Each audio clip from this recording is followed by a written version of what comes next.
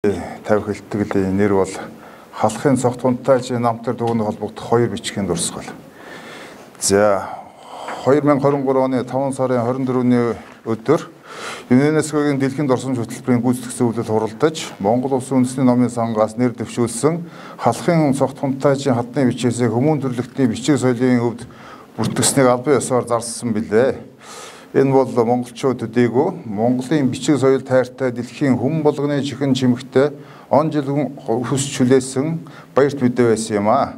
Уг бичээсийг 400 жилийн он босгон дээр бүртгүүл дамжсан нь уг явдлын ач холбогдлыг уламж өсгсөн юм аа.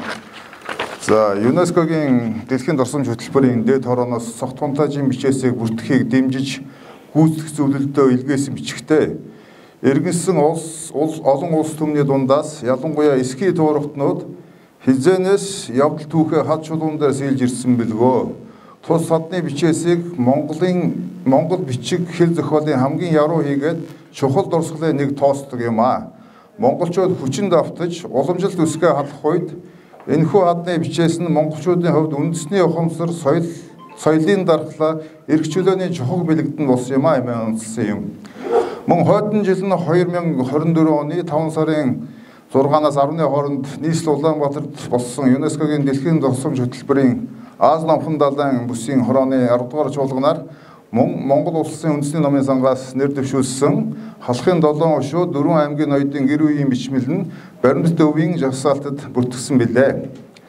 Монгол Улсын үндэсний номын сангийн захиргаа Эчин орлоо захирал энэхүү Монголын түүх бичиг соёлын осгоо хоёр дурсгалыг ЮНЕСКОгийн дэлхийн дурсамжид нэр дэвшүүлэх, маягтыг бичиж боловсруулах, бүртгүүлэх ажлыг надад өгснийг их итгэл найдвар гэж хүндэтгэн хүлээн авч шатлынхаа хэрээр оролцсон юм аа. Дуутын арч чулууны бичгийг англиар Ringing Blackstone Inscription гэх юм уу нэр дэвшүүлж болох байсан авч Монголын бичгийн их хүмүүн цогт хунтайжийн нэрийг дэлхийд дахин давдаршуулах нь зөв хэмээн болсны үүднээс Stone Inscription of цогт хунтайжи The Prince of Kalha буюу монголоор халахын цогт хунтайжийн хадны бичээс гэж нэрлсэн болоо. Та бүхэн ЮНЕСКОгийн линкээр орж сайт руу орж нэр мэдүүлсэн материалыг чөлөөтэй үзэж танилцж болно. Одоо Монгол Улсын үндэсний номын сан дуутын чулууны бичгийн 400 жилийн ой зориулж баримтат кино хийж байгаа бөгөөд миний би тус киноны зохиол дээр ажиллаж байгаа юм аа. Кино зохиол бичих явцад дуутын арч чулууны бичээс халахын 7 хошуу 4 аймгийн ноёдын гэрийн үеийн бичмэл мөн цогтайжийн намтар түүхээс олж мэдсэн зарим сонин мэдээ баримт дүгнэлттэй та бүхэнтэй хуваалцах гэсэн юм аа.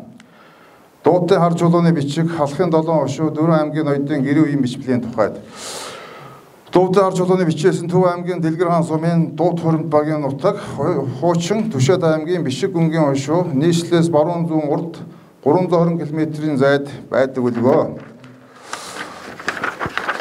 За халахын 7 хошуу 4 аймгийн ноёдын гэр үеийн бичмэл нь аймаг хошуундаа угсаа залгаж суулсан Алтан ургийн 980 ноёны нэрийг тэмдэглэсэн Монголын бараг 700 жилийг хамарсан 18-р зууны дундуур бүтээсэн түүхэн ховор нандин бичиг үлгөө. Тус бичгийг англиар The Family Chart of Hereditary Lords of Halkha Mongols, The House of Genghis Khan гэсэн нэрээр ЮНЕСКОд бүртгүүлсэн бөгөөд Монгол нэрийг тус бичгийн голын тойрогт байдаг халахын 7 хошуу 4 аймгийн ноёдыг сэрүүлэн бичснээс мэдтгүй гэсэн сүүлчийн өгүүлбэрээс авч нэрлсэн бүлгөө. Цогт хунтайж болон түүний эцэг эхийн тухайд цогтайж бол арган улирлын 1581 он буюу Бэлгийн 10 дугаар жарны цагаагч төмөр могоожил Автайсан хааны төрсөн дүү Баара хошуучин гэргээ Чинтайху хатны хэвлэгээс мэндэлсэн юм аа. Эртний Монголын хаадын үндэсний их шар туужид Баара хошуучин модон өхөртэй гэж дурсан үзхүүл эцэг нь 1665 онд төрсөн хүн бөгөөд ууган хүүгээ мэдлэхэд 16 та залуу явжээ. Шар тууж мөн 4 аймгийн ноёдын гэр үеийн бичмэлээс цогт хунтайж бэр эцгийнхээ угсаа залах ууган хүн төдийгүй айлын ганц хүүхэд байсан тодорхой болдог. Мөн Чинтайху хатан бэр Баара хошуучин аваад ганц эхнэр байсан болж таардаг. Энэ бол баара хошуу дахиж хатан авч үр хүүхдээ болж завдалгүй залуугаараа нас барсных бололтой. Тиймээс цогтайчийг гарын ганцхан хөлийн дөрөөнд хүргэж өсгсөн хүн бол чухам хунтай хатан ихэн байсан бөгөөд цогтунтайч хадны их бичээсэн дээр ихэн ганц хүүхнээ хайрлах мэт хэмээн шүлгэсэн чухам хатан ихээ төсөөлөн бичсэн байж болох юм аа. Төмөнхөн цогтайч цолын тухайд гэрийн үеийн бичмэлдэр сайн ноён хаан аймгийн ноёдын дунд баара хошуучийн дараа түүний хүү цогтунтайжийн нэрийг олж болдог. Цогтунтайж бол Чингис хааны шууд угсааны 19 дэх үеийн ач улмаар Хувлаа цэцэн хааны 17-д, Хүлэг хааны 15-д, Худаг хааны 19 дэх үеийн тайжман бөгөөд Даян хаан бол түүний хуланц, халахын анхны ноён Жалаар хунтайж түүний илэнц, халахын Автай сайн хаан түүний аваг ах нь юм аа.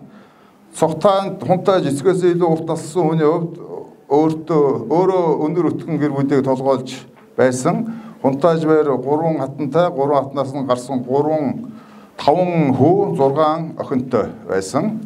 Бид төмөнхөн цогтой хунтайж гэж хэлдэг. Энэ бол Монголын гэрийн үеийн бичмэл түүх шашцэр эхлээд жинхэнэ нэр залгаад шимэг цолын хэрэгмийн бичдэг уламжлалтай холбоотой. Тиймээс төмөнхөн бол эцэг эхээр нь хайрлсан нэр, харин цогт хунтайж бол төрөөс олгосон чимэгтэй цол юм аа.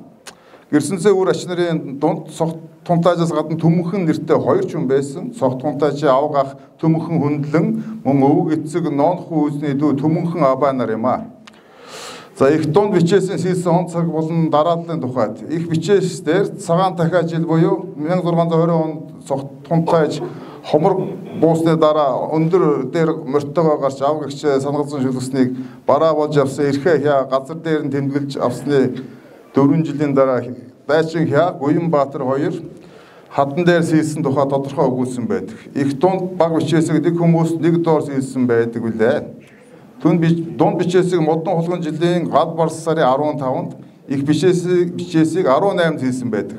Барс сар бол монголчууд эртээр цагаас цагаан сарын баяр шинэ жилээ тэмдэглэдэг сар. Тиймээс тэд 3 өдрийн сайныг хүлээн байж хаврын тэргүүн сарын шинийн 15-нд үлзийд сайн өдөр эхлээд Монголын их хаан зориулж дунд бичээсийг сийж гүйцээсний дараа их бичээсийг 3 өдөр сийж дуусгасан байна. За цогтайжийн хошуу нутгийн тухайд их бичээс шүлгэснээр бол цогт хунтайж бээр хангай нуруу орхон туулын бэлчээр нутагт аж төрөн суудаг хүн байсан бөгөөд дуудын хар чулуу байгаа газар хунтайжийн зарилгаар мөн хаданд бичиг сийсний үзхүүл түүний хошуу нутгийн өмнөд хязгаар эндээс эхэлдэг байсан болов. Тиймээс хунтайжийн хошуу одоогийн Булган, Төв аймаг, Архангай, Өвөр хангай аймгийн ихэнх нутаг орсон асар том хошуу байжээ. Энэхүү уудам газар цогт хунтайжийн албад харьяат горлос гэрүүд овогтон монголчууд нутаглан суудаг байсан. Горлос гэрүүдийг бол Жараад хунтайжийн Жалаар хунтайж хатанхаа их тайхуу аваад нөхрөө нас барсны дараа цогт хунтайжийн өвөг эцэг ноонхуу үзэн ноёнд хувь болгон өгсөн тухай шарт хуужид тодорхой өгүүлсэн байдаг. Цогтайж эцгээс өвлсөн газар нутгийг эзэгнэн суусан хошууны тайж төдийгүй мөн халахын засгийн газарт ордог засаг тайж байсанд хар бүхийн балсаас олдсон халахын ноёд 18-та шууд тогтсон саазын хүйсэн дээр бичгүүдээс тодорхой болдог. За цогт хунтайжийн халахаас зайлан удах болсон гол шалтгаан Монголын их хаан Лэгдэн хутагтыг 1624 онд эхэлсэн шинэ засгийн бодлогоос зайж Алтан ургийн олон ноёд халахын зүүн гарт орогноод ирж суудаг болсон цогт хунтайж эрс эсэргүүжиж улмаар халахын ноёдтой харьцаа муудсан билээ. 1633 онд халахын баруун гарын тайж Ахай дайчныг цогтайжийн Ахмад хөвгүүн Арслан тайж амийн хохироосон хүн амны хэрэг гарсан тухай Монгол болон төвдийн сурал бичгүүдэд бичсэн байдаг. Ахай дайчин бол Гэрсэнз Жалаар хунтайжийн 3 дахь үеийн ач хонгор цэцэн жононгийн дээд хөвгүүн Цэрсгэв Ахай дайчин даруй мөн билээ. Бид түүнийг цогтайж кинонд гомсрон Афган тоглосон дүрээр андахгүй. Дөрвөн аймгийн гэрийн бичмэлдэр түүний нэрийг засаг та аймгийн ноёдын доктор олж олдог. Тэр цагт халахад тайж хүнийг алваас хошуу нутгийг хурааж нутгаас нь хөөгөөд хураасны талыг нь ам өргөцсөн тайжин ар гэрт өгөх цаастай байжээ. 1614 он буюу модон барс жилийн намар Алтдын голын чуулганаар нийлсэн цаазын бичиг дээр ноёд бие биеэ алалцваас хар биеийг нь хөөж орхиё. Хамаг усыг нь авч хуваая. Хагсыг нь алуулагч ноёнд өгье гэсэн тус гэж бичсэн байдаг. Тэгээд тус цаазыг батлсан ноёдын дотор цогт хундаажийн нэр өөрөө байдаг. Тийм учраас халах нутгаа орхиж явсан гол шалтгаан нь бол энэ хүн амны хэрэг байсан юм аа. За их бичээс нь гардаг зарим түүхэнд хүмүүсийн тухай. Их бичээсийн нэгэн гайхамшигт нь тэнд ямх түүхэн хүмүүс гардаг юм аа. Цогт хундаажийн санагдсан шүлгээ зохиох бас аав эгч нь хэн гэж хүн байваа. Шүлэгт аав эгч нь ониудын нутаг он мөрнөө суудаг хүн гэж гардаг. Харин нэр нь дурдаагүй байдаг. Шар туужид бичснээр бол цогттайжийн эцэг баара хошууч нь 3 эгч охин дүүтэй байсан бөгөөд отхон дүү дүнгээ авааг ониудын түмэн засагтад өгөө гэсэн байдаг. Тиймээс дүнгээ аваа бол цогт хундаажийн шүлэгт гардаг халууд аав эгч нь мөн болж таарч байгаамаа. Цогттайж бэр дүнгээ аваагаа нас ойрхон хамт дотн тоглож өссөн болоод аав эгчээ инхүү сангалцдаг байжээ. Ингээд цогт хундааж луга хамт нэрээ хатанд үлдээсэн Дайчин Хяг Уянбаатар хоёр ямар улс байсан юм бол бид тэднийг төрөөс олсон цолоор нь дуудлагаас биш жинхэнэ нэрийг үл мэдмөө. Дайчин Хяг Уянбаатар бол хоёулаа чимэгтэй цолууд юм. Дайчин Хягийн тухайд бол тэрээр төр түмэндээ нэртэй бичгийн багш явжээ. Тэрээр чахарт сууж хутаг тааны зарилгаар хүлгэн судар ганжуурыг монголчлох ажилд гаралдан оролцож явжээ. Монгол улсын үндэсний номын санд байдаг Шухан ганжуурын Элдвийн аймгийн 11 дахь даа ботын төгсгөлийн үгт энэ тухай тодорхой өгүүлсэн байхагаад Дайчин Хяа багш гэснийг тодорхой харж болдог. Тэрээр цогт хундаажийн дэргэд суудаг хутаг тааны бие төлөөлөгч байсан байж мэдэх юм. Тийм бол Дайчин Хяа дүү амар Хяагийн хамт хааны албаа үнж гүйцээж байсны нэг гэрчин дуутын хар чулууны бичээс юм аа.